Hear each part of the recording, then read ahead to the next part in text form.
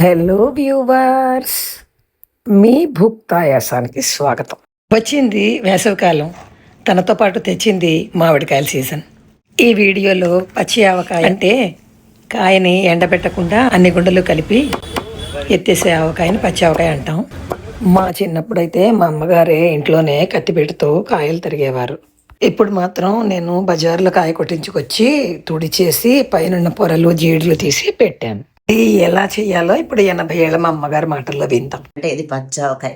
దీనికి ఒక 2 గిన్నెలు ఆవగొండకి ఒక గిన్నె కారం వేసాను, ఒక అరగిన్నె ఉప్పు వేసా, దానికి తగిన మెంతులు 100 గ్రాములు, కొద్దిగా ఇంగువ వేసి 3 గుండలు గుచ్చెత్తాను. ఇలాగా ఉప్పు, కారం, ఆవపిండి అన్నీ మంచిగా కలిసేటట్టుగా చేతితో బాగా కలుపుకోవాలి. ఇలాగా మేము కలుపుకున్న అన్ని గుండెలు కలిపి మాకు ఈ బౌల్తో 3 బౌల్స్ వచ్చాయి. కొలతలతో అయితే 750 గ్రాముల ఆవపొడి, 375 గ్రాముల కారం, 150 గ్రాముల వరకు ఉప్పు వేసుకోవాలి. ముందు కొంచెం ఇలా ఆయిల్ వేసుకుని కలుపుకోవాలి. ఉప్పు అన్నది కొంచెం జాగ్రత్తగా చూసి వేసుకోవాలి. 3వ రోజు ఆవకాయ కలుపుకున్నాక కూడా కలుపుకోవచ్చు తగ్గితే. ఉప్పు, కారం, ఆవగుండ 3 కలిపినది 3 గిన్నెలు వచ్చింది. 3 గిన్నెలకి 1.5 మామిడికాయలు ఇందులోకి వేస్తున్నాం. టబ్లో కొంచెం ఆయిల్ వేసుకుంటే గుంట దానికి అతుక్కుపోదు, బాగుంటుంది. మా చిన్నప్పటి నుంచి మా అమ్మగారు ఎప్పుడు ఈ పద్ధతిలోనే పెడుతున్నారు. ఇలా పెట్టిన ఆవకాయ ఏడాది పాటు కాదు, 2 ఏళ్ళైనా కూడా చక్కగా నిలవ ఉంటుంది. ఇలాగా శుభ్రంగా మొక్కకి పిండి అంటేటట్టుగా బాగా కలిపి అలా వేసుకోవాలి. ఈ ఆవకాయ ప్రాసెస్ మొదలెట్టిన దగ్గర నుంచి ఎప్పుడు కూడా తడి అన్నది తగలకూడదు.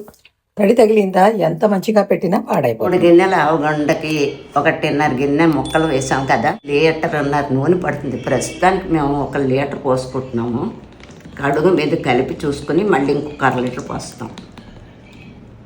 ఊరగాయలకి ఎప్పుడూ కూడా నువ్వుల నూనె చాలా మంచిది. నేను గానుగ దగ్గర ఆడిన నూనె తెచ్చాను, నువ్వుల నూనె. పచ్చావకాయలో వెల్లుల్లిపాయలు వేస్తే మా వాళ్ళందరికీ ఇష్టము, అందుకని 300 గ్రాములు ఉల్లిపాయలు ఏకంగా వేసేస్తున్నాను.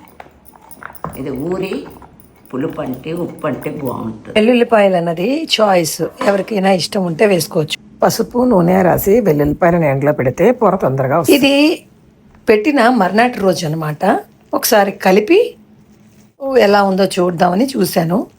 అన్నీ కరెక్ట్గా సరిపోయి పులుపు కొంచెం అంటాల్సి ఉంది, అందుకని మళ్ళీ మూత పెట్టి ఉంచాను. 3 రోజుల తర్వాత మూత తీసి చూస్తే పోసిన నూనె అంతా పైకి తేరి ఇలాగా వచ్చింది.